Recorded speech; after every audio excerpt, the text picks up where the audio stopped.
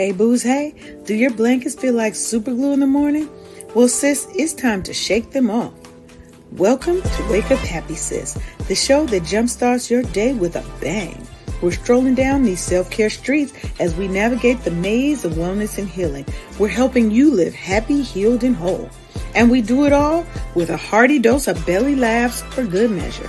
Stay tuned and get ready to wake up happy, sis. Hey, booze, hey. It's your Chief Self-Love Officer, LeAnne Dolce, and I'm beyond excited to welcome you to another awesome and exciting episode of Wake Up Happy Sis. We're broadcasting live on KCCR The Brownstone and the Brownstone Podcast Network, where we're changing the narrative for our Black and brown people because we're always telling our stories our way.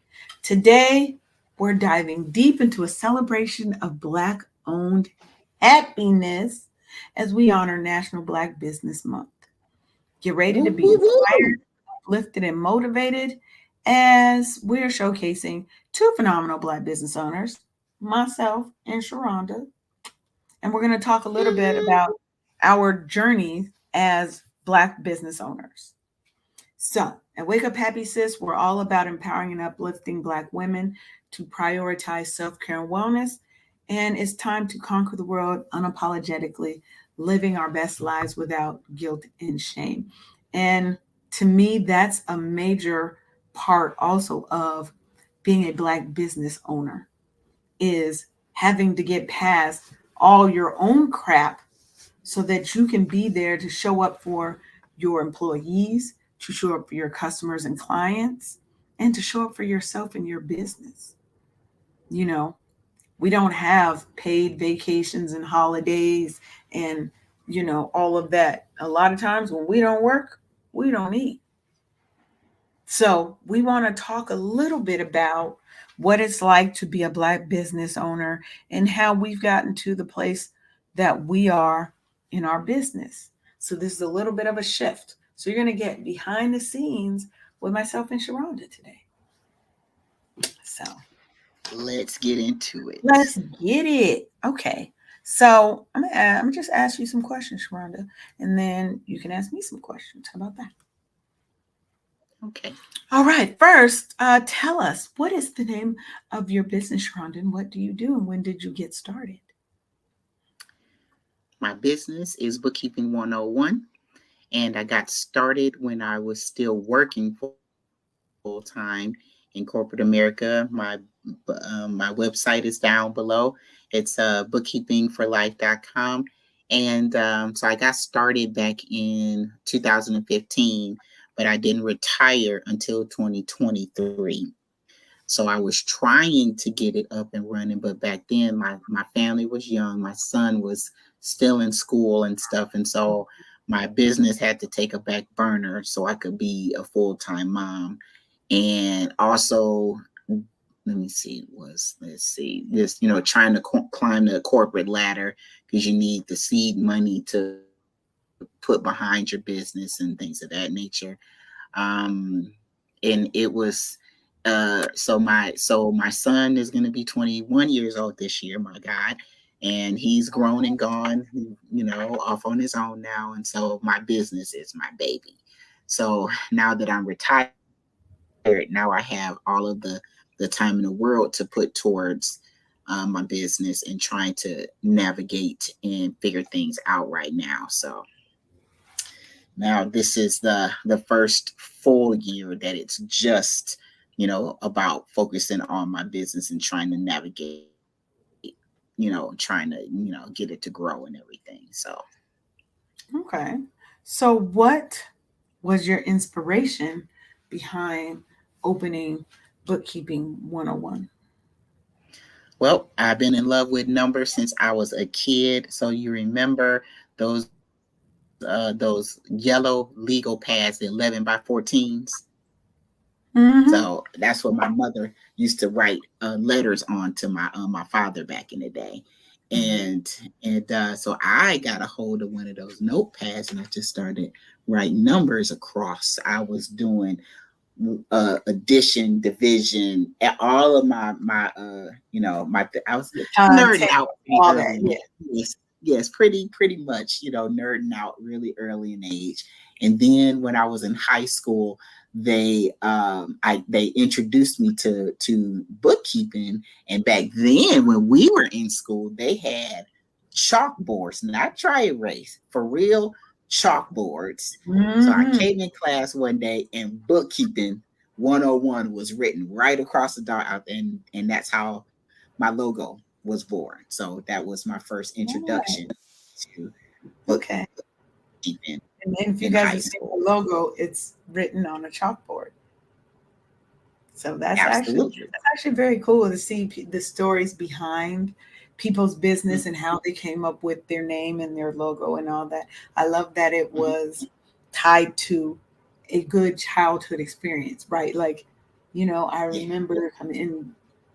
I love that. I love that. All right. So I was in love, totally in love. apparently, like you said, you love them numbers, baby. Ain't nothing wrong with it Hmm. So because we then, need people who love the numbers. yeah, everybody got a role to play, and this one is mine. So I joined the army, and I used to be a chaplain assistant, and I was taking care of the offering every Sunday, getting the denominations together and securing it in the bank bag and dropping off the offering every single Sunday. And then I went to Tuskegee University and I studied accounting. That was my formal introduction into the field. And I just fell deeper down into that hole of love. I love the numbers and stuff. So in Now, school, I was learning about the doctrine. but you're not an accountant, I am, or are I you an am. accountant? There's, So what's the I difference am, between but accounting I'm and not a bookkeeping? CPA though. Okay, Hmm? you're not a certified public accountant. But okay, but you have an accounting degree. You are an accountant. Can be an accountant. So what Mhm. made you decide to do bookkeeping instead of going into being a CPA? Because there are so many aspects in accounting. The bookkeeping is where that was my love. That's what got my heartstrings. Like, oh my goodness, I can organize. I can do this. And I became when I was in the army. One of my last duty assignments was a funds clerk, and so I was in charge of all of the fund requests for the congregation to get certain services and goods. And I was the one that was making sure you can't put in these fund requests because you're nearing the end of this budget item. So you got to either wait till next month after we get replenished, or go into a different. It was I was like, I'm really thriving at this. And so Okay. then later on in life, we started family owned businesses and stuff. And so I was the accountant, office manager, and all of the things, behind the scenes in the back office, so to speak. And I was like, huh. This thing, it makes me happy. I need to do something with this. And Mm. also along the lines, I'm still working,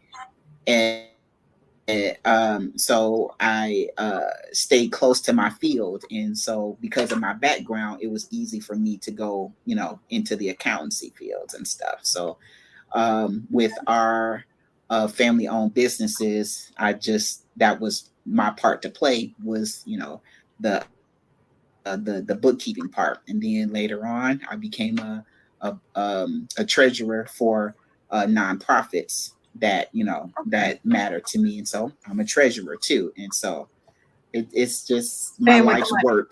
Right. That, Staying with yeah, the money. I'm You handling the money. stayed with the money. Absolutely. Okay. So let's talk a little bit about your approach to wellness and self care while trying to balance the demands of a family, a business, other, business ventures you may have with family members or whatever, you know, and still trying to take time to take care of Sharonda. So, how do you do that? Well, I was on the bottom of that laundry list that you just gave me, and I didn't um, know the importance of actually giving myself permission to, put myself higher on that laundry list so I can take care of everything after me. So if I'm taking care of everything before me, when it comes time to do for myself, I didn't see the importance of having another me do for me like I'm doing for everybody else and everything Mhm. else and stuff. So I think that's a good point is what people don't get is they don't have a them. When you are the one who takes care of everybody else, there is no you to take care of you. You have to make sure that you're putting an emphasis on your own self care and your own wellness because we're usually absolutely. giving out of our cup. We done scraped the cup is bone dry, and we still trying to give. And I Girl, tell people all the time, you're supposed to give out of the abundance. You're supposed to give out of the overflow. What's in the absolutely. saucer is for everybody else. What's in the cup is for you. Absolutely. I didn't, I took that whole part for granted. And I actually would have actually would have kept working till the age of 57. I'm 51 now, but I had to choose myself and I retired early because of the mental strain, like literally the mental strain is what it was a blessing and not so much at the same time because it helped me to retire early so I can take care of myself.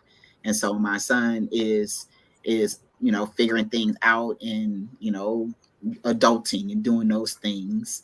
And Mm-hmm. so it's my husband and I, and so our businesses are our babies. So now we can, you know, put that same energy that we put into Yeah. being a full-time employee for somebody else, or being a full-time parent or a full-time caregiver, and all of the things that came before me.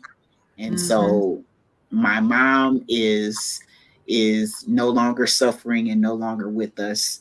And so she is in a better place right now. And because that's hard work. If you're trying to work full time, if you're trying to take care of your family and you have a family member, is so now I'm just trying to learn about me now and learning to put that finding that same level of energy to put into my business. So Right. No, I love that. So, final question. What advice do you have for aspiring Black women entrepreneurs that are looking to create their path to success? Because success looks different for everybody. absolutely, I would say to trust yourself. I would say that you're already great as you are working for somebody else. I want you to wonder, what would that be like if I put that same energy into running my own business?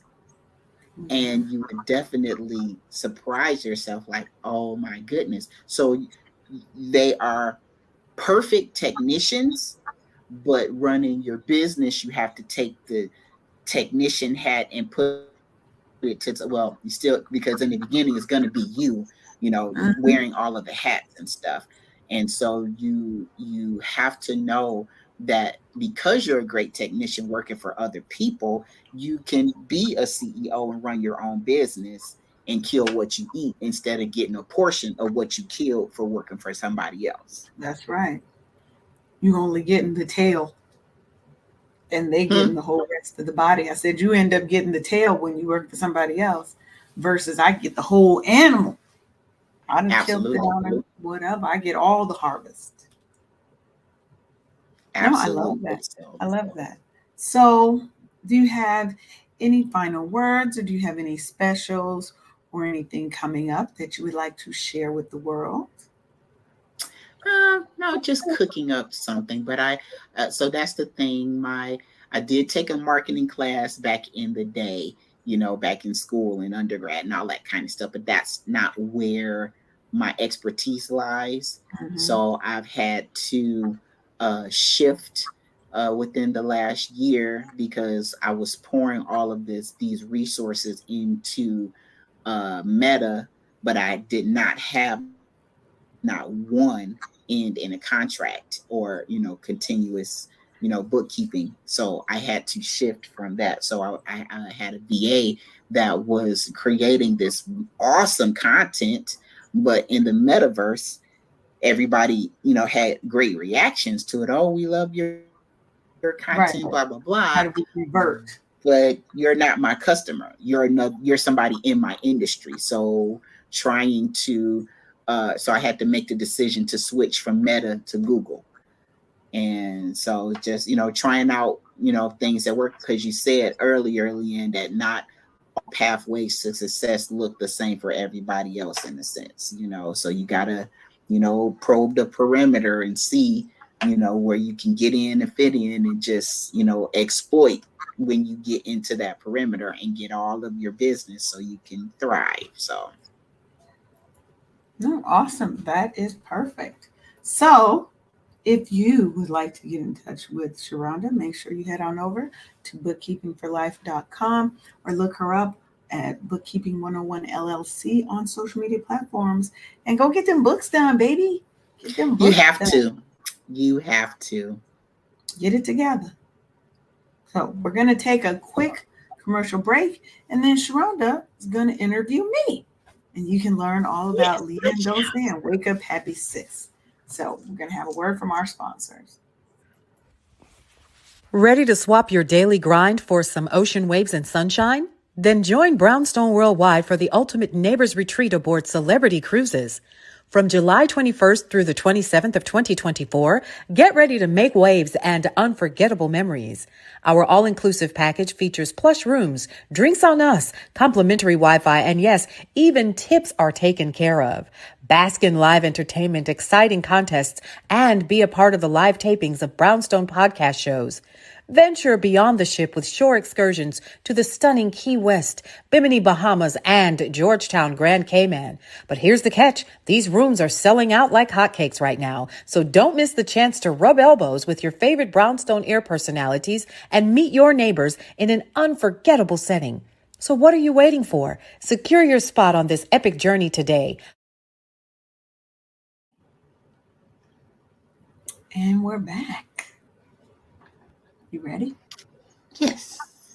All right. So LeAnne, I know you're really, really used to running the show, and the flow is very important, and we always have fun doing what we do. But now you get to be in the spotlight because I'm going to interview you now. All right. Well, let's go. I'm ready. Okay, so how was Wake Up Happy Sis born? Wake Up Happy Sis is the byproduct of, I think, a culmination of all my other businesses that I've had. Um, so when I started, I kind of have to give a little bit of backstory about how I Please got do. to where I am now. So when I started, I was morbidly obese. Now I'm still a big girl. I'm just not as big as I was. I was almost 300 pounds. I was very unhappy. I was unhealthy, but I was trying to just fake it till I made it for my kids. I worked two jobs. I was in school, had kids, doing all this by myself. And it just wasn't healthy, right? I was a fake it till you make it kind of gal. I can sleep when I'm dead. And I was killing myself. And I started my natural hair journey, and there was nothing out there for Black girls with natural hair back in the day. So I started my first business, Natural Roots Magazine. Um, and that was my foray into lifestyle and wellness for Black women through looking at the lens of our natural hair and our wellness. I didn't know that's what I was doing at the time, but it was like my first foray into wellness. I When then was opened, this? that was in 2005. So I started Natural Roots in 2005. It was the first and the largest um, Black owned natural hair and lifestyle magazine that was specifically targeted towards natural hair women. I was big on the natural hair scene. I mean, we travel into shows. I was in the thick of all of it. And then I started making products. I had a friend, Santion, who taught me how to make products. Um, and she just sparked that curiosity and that love in me. Um, And that was how I started working in the women's wellness space specifically.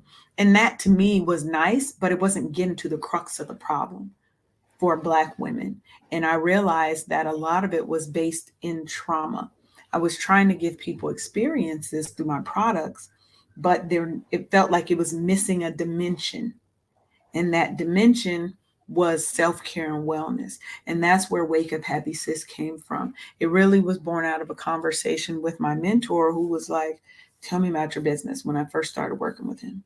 And he was like, I was like, blah, blah, blah. And I was like, ultimately, I think that all of us just want to wake up happy. And he was like, that's your movement. And it literally is, because that one phrase resonates so much with Black women, white women, people all around the world. They resonate with that statement. So that's how we started. And so this is the newest addition to my businesses, to my business. I'm what they call multi-passionate. I like that. That's today's vocabulary word. Yes, multi-passionate means I like to do a lot of things. Passionately, huh? Exactly. Okay. Okay. So when did you go full time hard for yourself? Meaning you started when you had young kids and a couple of jobs and all of this. When did you go hard for yourself? So that's a bit of a mixed bag question, I think, because the last 16 years, I've predominantly been an entrepreneur, Mm-hmm. subcontracting through other people's business, but in the IT space. Mm-hmm. Um, so I've technically been a business owner for the last 16 years, Mm-hmm. but my businesses were always on the back burner because I was so heavily invested in helping my clients run their businesses, right? Um, Mm-hmm. so honestly, this past year is where I actually took a pay cut and stopped working as many projects and hours so that I could focus more on building my own business ventures, because either we're going to build for somebody else or we're going to build for self. And my goal is to build a legacy for my daughter, my grandson, and for my community, because when I leave this earth, I want to be able to say that I meant something to somebody, that I changed somebody's life. I truly see myself and my business as a world changer, and the people that I'm around. I truly see us as world changers. And that's why I think the Lord put me here, to do that. And so I had to really decide, was I going to continue to build everybody else's businesses, or Mm-hmm. was I going to take a chance on me? And over the last year or so, full time, that's what I've been doing, is more taking a chance on me. IT work will always come. I still have that business. I still do that business. I just do it on a lot smaller scale. Mm-hmm. I like that. So you're still passionate about the IT, but you have lowered the amount of time you give to it so you can focus more on your businesses Yes, because versus there's, being a contractor. yeah. So, I mean, yeah, because I'm still a contractor. I don't have a boss, right? I don't Mm-hmm. work for anybody. I work with companies. And so I still work on projects and I still give them dedicated time in my agenda. But I had to step back and I don't work full time so that I can have the time to focus on the wellness business. And I've cut other businesses out. I had also had a printing company called Bespoke Custom Creations, and I totally cut that out. And now I just print the products that I sell. I don't print for other people generally. Certain few Okay. customers I do still print for, but by and large, I don't print for other people anymore. Okay. How do you practice self care in your daily life? I love that question. That's not my favorite question in the world. One of the main things that I do is I always have music on. So if you know me, if you've ever been to my house, there is always music playing. Music soothes me, it calms me. I sleep to music. I don't watch TV. That's another thing. I stopped watching TV when 9/11 happened. Me and Mm, my us boys were too. The like two. news. Hmm. Yeah, my boys were like two or so. They were really young. Me, my daughter, and my boys, and that's all we sat and watched for like 2 weeks straight. And do you know what that does to your psyche when all you see is death around and negativity? And I started paying attention to the news, and I was tired of the narrative that they were always painting about Black people, and it was always the negatives. Mm, If a Black man is shot and killed, the first thing they do is go find anything negative about him. Well, he got pulled over for jaywalking, and this is the picture they want to show is a mugshot versus when it's a white man who did the killing. They find the nicest, most respectful picture of him looking like a deacon in the church. That's when I stopped watching TV. That to me is a part of my wellness strategy because absolutely. that's more stress that it was bringing to my life. I was so stressed and hurt by the things that I saw on the news. I had to stop watching it. I also go out and take my dog on walks and we play throughout the day so I can just get in the sun. And sometimes I take my shoes off and I ground so I can be in contact with the earth. Um, and I try to fill my self care toolkit, if you will, with things that make me happy, right? Because, like everybody else, I suffer from depressive episodes and moments too, like everybody else. I'm not always a happy person. Some mornings I don't want to talk to people and I need to shut off. I'm also an empath, so if I'm in a room with too many people, I have to separate and shut myself off because I have to restore my own energy levels, right? Because I take on so much of everybody else's good or bad energy. Hmm. So for me, it's important to journal, have affirmations. Um, I am always followed by my angel numbers, and my guides and my spirits and ancestors are always with me and pinging me with little numbers. I see my 111, my 44, like it's coming up all the time. Um, and just learning to heal. That to me was the biggest thing is learning to let go of all the pain and the trauma of things that happened to me earlier in life, whether it was ill intentioned or it was an accident that, people don't always mean to harm you. They don't know they're harming you. They're just doing what they were taught.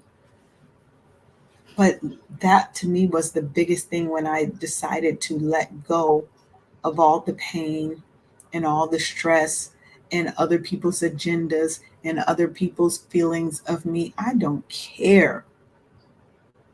You can think what you want about me because God and me know the truth. Hmm. Mhm.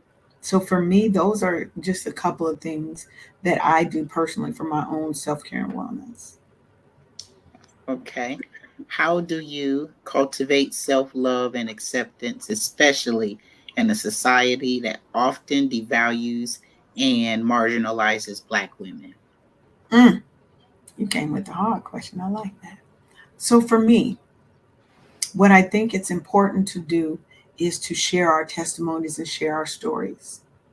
Because people think that because they've been through this trauma, this negative thing, I've been to jail, I've been to prison, that doesn't define you. These are just periods in your life.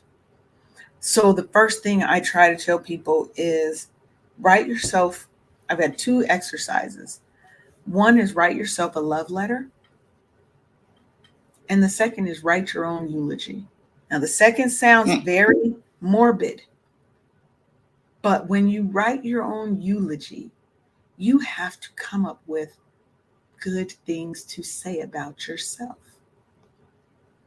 It's also a good way to see, am I focused so much on other people, on doing for others, that I've never really accomplished anything major for me. All of my accomplishments are I was a great mother, I was a great wife. What are the things that you can say about yourself? I love to travel. I am an awesome friend. I love to dance. I love to be naked and roam around in the buff because those are things that make me happy. I had to find out who I was and what I was comfortable with. And I think as people become one more accepting and tolerant of what doesn't look or appear like them, we don't all have to be the same. Two, love yourself before you love anybody else. There is nobody who loves me more than me. And people think, oh, but you're fat, that you can't love yourself. Girl, please. Just because you're skinny don't make you any healthier. Oh, Skinny doesn't equal healthy. I know plenty of people who are skinny who are way more unhealthy than I am. And I'm not going to say what I was going to say. We're going to leave it there. okay. Love yourself. Look yourself in the mirror every day. And if you have to do it multiple times because you don't feel it yet, look yourself in the mirror. And I'm talking about naked in the mirror. LeAnne, I love you. You are amazing. You are beautiful. You are talented. Anytime my angel numbers come up, I have this little thing I say in my head. I am healthy. I am wealthy. I am rich. I am that bitch. I am love. And then I go through, there's different statements that you can say based on different chakras in your body. But I'll be like, I feel love. I feel abundance. I feel health, wealth, prosperity. I have these things. I believe these things. I am, and I just say these things to myself. And sometimes you just have to realize that it's okay to toot your own horn. It's not bragging, it's a fact. And to me, Two.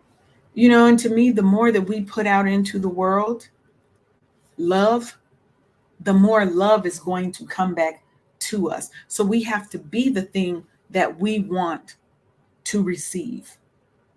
And how I cultivate that is I teach other women to love themselves and to spread that love so that more love is going out. Love can always kill hate. That don't mean that everybody that hates you gonna start loving you. That's not what I'm saying.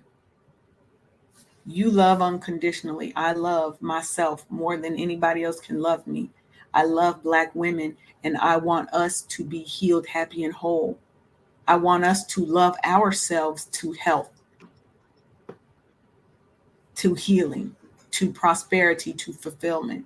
And I think that's how I do it to the world. Do it to the world. That's how I do it for the world is with Wake Up Happy Sis, by creating programs and retreats and other activities and events that help women come into alignment with loving themselves and pushing that love out to the world so that we don't have to have too many FAAFO moments. You remember what that is? That would be nice. Mm-hmm. So that was awesome and very insightful for our host to share. Yes. And if you would like to connect with me, you can head on over to wakeuphappysis.com and you can join on our mailing list. You can check out the kind of services and offerings. I do have my next quarter's resilience reset is going to go up tomorrow. So we'll have a link for that and it'll be updated and going up tomorrow so that you can get in on a 3-hour work session that's going to help you build your self-love muscle and build that resilience. So I'll put the link up there. Boom. So that link will be updated tomorrow with the new dates. That was awesome. Yes. And I think that brings us to the end of our show. Now it's time to say goodbye to all our family. I used to love that. All right, everybody. Mhm. Today has been a good show. Our goal is to bring on a few more throughout the month of August, is to bring on a few more Black businesses so that you can learn about some more amazing and awesome businesses. So you'll want to stay tuned on Thursdays because that's when those interviews will go live and you can meet some of our fabulous Black business owner friends because we are very well connected in these streets.